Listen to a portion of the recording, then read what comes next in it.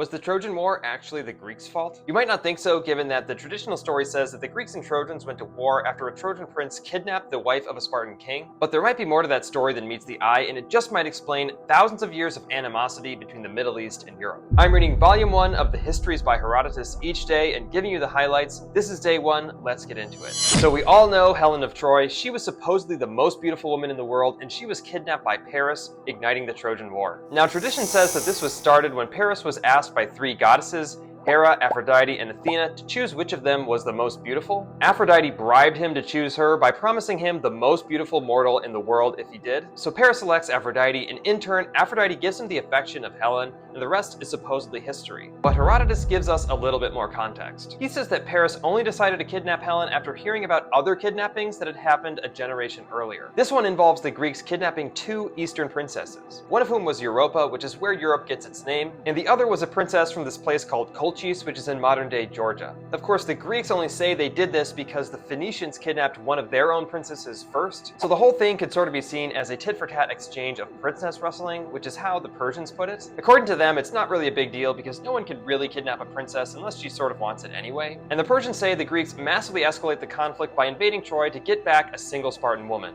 And as we all know, the Trojan War would take place over the next 10 years, bringing massive destruction to Troy and weakening Greece through the extended fighting. After that, Herodotus says the Persians look at the Greeks as a hostile people, leading them to invade the country hundreds of years later. Keep in mind that this is basically just mythology, but it's interesting that this is noted as the start of hostilities between the Middle East and Europe. That's all for now. Follow along for some more deep dives into the oldest history book ever written.